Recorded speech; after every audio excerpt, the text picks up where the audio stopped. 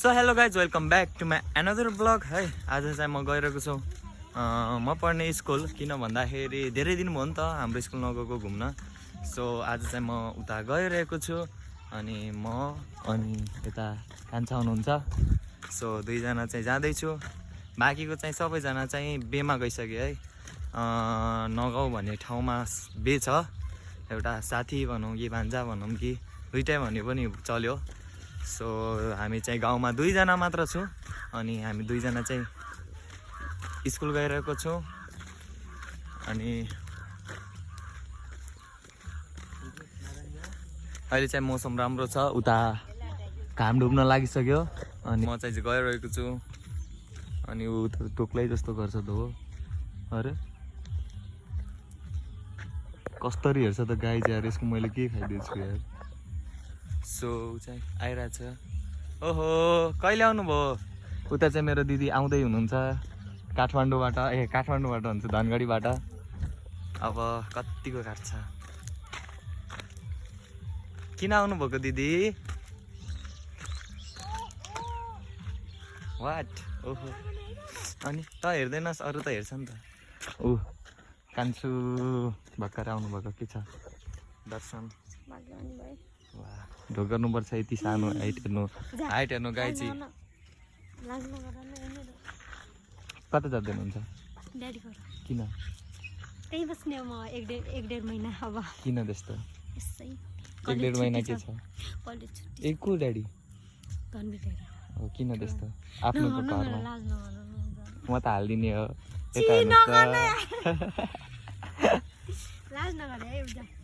Chowmein खिलाउनु नि त अहिले। पर्सि आउने, पर्सि फिक्स तले खिलाउने।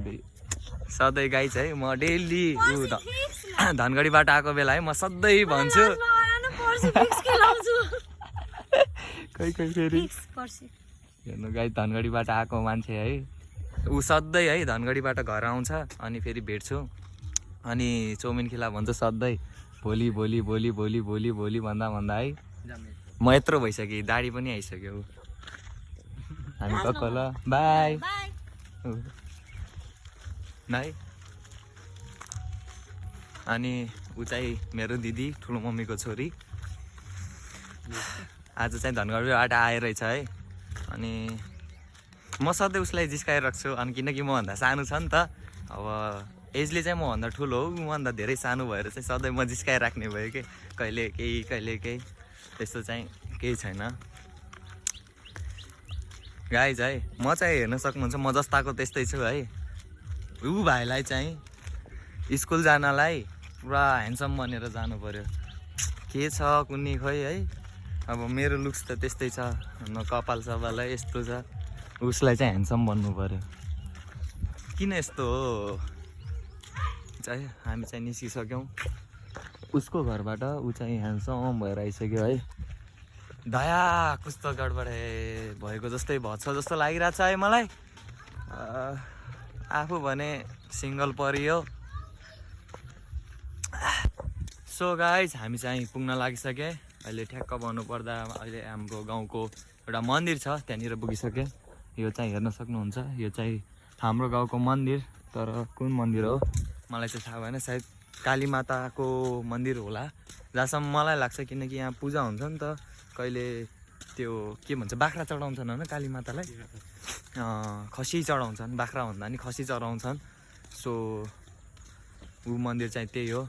हो गाइज हेर्न सक्नुहुन्छ, यसमा चाहिँ आरू त हेर चोर्न आउनुपर्छ क्या है, तर के गर्नु बाटोमा यत्रो कुकुर भइदिए।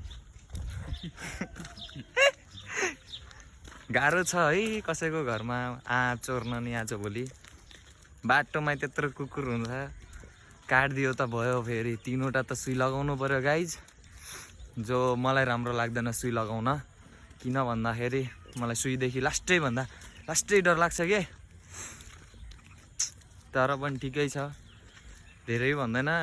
लगभग म सानोमा हुँदाखेरि के त्यतिखेर मैले 7वटा हो कि 14वटा खोइ त्यस्तो त थाहा भएन, तर मैले 7वटा सुई चाहिँ फिक्स लगाएको हो कि। त्यसैले त्यो दिनबाट म सुई लगाउनु भन्दा पहिला सोध्छु 100 चोटि। गाई चाहिँ अब म चाहिँ अब गर्छु।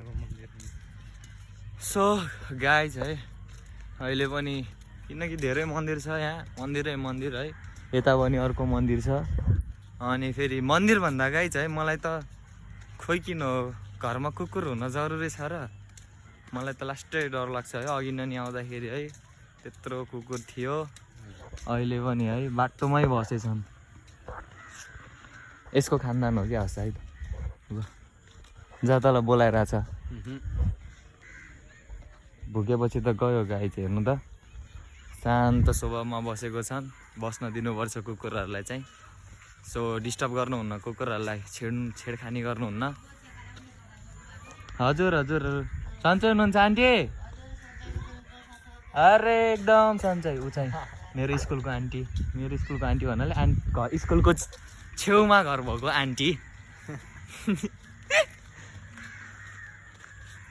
अनि हाम्रो गाउँमा चाहिँ एउटा बे रहेछ जस्ट अगाडिपट्टि है यो चाहिँ मैले तपाईँहरूलाई देखाइरहेको थिएँ नि अस्ति यो चाहिँ फिल्ड साइडपट्टि भयो सो आज चाहिँ सो गाइज यो चाहिँ मेरो अगाडिको चाहिँ गेट हो है हेर्दाखेरि राम्रो छ भित्र चाहिँ फिलहाल अहिले जान्न एकछिनमा जान्छु म सो गाइज है अगाडिबाट चाहिँ म जान सक्दैन म चाहिँ पछाडिबाट जान्छु किनकि जो म भन्थेँ त्यो त्यहाँबाट जान्छु है गाइज कस्तो देखिरहेको छु भन है कमेन्ट गर ल फुल हालेर सो म चाहिँ यताबाट जाउँ सोचिरहेको छु है यो भित्ता नागेर जाउँ सोचिरहेको छु अरू चाहिँ त्यस्तै हो भित्ता चाहिँ म खोज्नु पर्यो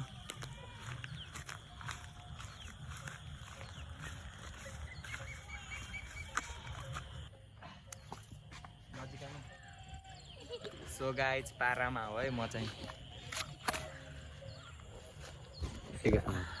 सो म चाहिँ गएको है उसले मोबाइल दियो म चाहिँ यताबाट छिर्छु भनेको नि सो गाइज यो चाहिँ टोइलेट है बहुत बदबु कि एकताल पनि सफा नगरेपछि के हुन्छ गाइज गनाउँछ नि त्यही भएको हो यो चाहिँ त्यसैले म यहाँ चाहिँ जान्न सो म चाहिँ स्कुलमा आइसकेको छु त्यो भाइ चाहिँ उता पछाडिको गेटबाट आउँछ सो यो चाहिँ मेरो स्कुल हो नयाँ भवन है यहाँ चाहिँ म त्यति बस्थेन सोसियल सायद मेरो यता पढाइ हुन्थ्यो त्यतिखेर बस्थेँ अनि दोस्रो कुरा चाहिँ उता अफिस छ है अनि म बस्ने कोठा चाहिँ तपाईँहरूलाई म देखाउँछु म कुन कोठा बस्थेँ म अहिले त्यहीँ गइरहेको छु यो चाहिँ मेरो स्कुल दामी छ है उताको दुईवटा चाहिँ नयाँ भवन बनेको अनि यहाँ चाहिँ साइकल पार्किङ अनि उता चाहिँ मेरो अफिस अनि जतिसम्म मलाई याद छ क्या म पढ्दाखेरि 9 र 10मा के सो म बेन्च पनि देखाउँछु अहिले यहीँ होला हो सेट यो चाहिँ मेरो स्कुल हो है म चाहिँ यहाँनिर बस्थेँ तर बेन्चदेखि लिएर सबै चेन्ज भइसक्यो अनि फेरि यो फाल्तु कुरा काम गर्दाखेरि चाहिँ म 1 नम्बर हो कि त्यहाँ पढ्ने त्यहाँबाट क्लास बङ्क हानेर चाहिँ म यता आउने अनि जस्ट यो चाहिँ यो भित्र के यति इन्जोय गर्थ्यौँ यो चाहिँ खाली हुन्थ्यो क्या पढ्थेन यो हेर्न सक्नुहुन्छ अनि फेरि यो यहीँ बस्थ्यो भनौँ न क्लास बङ्क हानेर हामी चाहिँ अनि यस्तो मस्त छ भनेको के त्यहाँ चाहिँ भलिबल खेल्ने कोर्ट छ आज भोलि जिम खत्तम भएको छ हामी हुँदाखेरि चाहिँ अलि राम्रो थियो है अहिले जो ब्याजहरू नयाँहरू ब्याजहरू आएको छ तिनीहरूले चाहिँ भनौँ न खत्तमभन्दा खत्तम गर्दैछ भनौँ कोठामा यस्तो गरेको छ गाइज अनि फेरि दोस्रो कुरा है हामी चाहिँ यही कुनामा बस्थेँ यो कुनामा बस्थेँ उता टोइलेट हुन्थ्यो त्यो टोइलेट राम्रो लाग्थेन हामी चाहिँ वासरुम यो बनाएर बस्थेँ अनि दोस्रो कुरा तपाईँहरूलाई यो चाहिँ मेरो फुल स्कुल एक राउन्ड है देखाइदिन्छु अनि सो तिमीहरूलाई देखाउँदैन अनि यहाँ बस्थेँ बाहिर इन्जोय गर्थेँ घुम्थेँ त्यही त हो गाई सो गाइज है हाम्रो स्कुल चाहिँ यति नै थियो अनि फेरि तपाईँहरूलाई म सरस्वती एक राउन्ड फेरि देखाउँछु यो मेरो नयाँ भ्लग जसमा चाहिँ अहिले केही छैन है उता चाहिँ भ्लग भन्नाले नयाँ सो सुरुबाट म तपाईँहरूलाई देखाउन गइरहेको छु यहाँदेखि हेर्दै हुनु आजभोलि धेरै ठुलो भएको छ पहिला चाहिँ त्यहाँदेखि लिएर यतिसम्म थियो यता पुरानो सो यो चाहिँ मेरो स्कुल अनि पढ्न मन लागेको भए आउनु होला है, सबैलाई वेलकम छ। तर म चाहिँ पढ्दिनँ अनि फेरि यहाँसम्म छ। अब म चाहिँ घर जान्छु। सो आजको भ्लग यति नै। मेरो भ्लग हेर्दै गर्नु, मलाई माया दिँदै गर्नु अनि हजुरहरू मलाई सपोर्ट गर्दै गर्नु। तपाईँहरूलाई अहिले भन्दैन, केही समयपछि राम्रो राम्रो ठाउँको पनि म भ्लग ल्याएर आउँछु। अनि त्यही हो, टाटा bye bye, see you guys.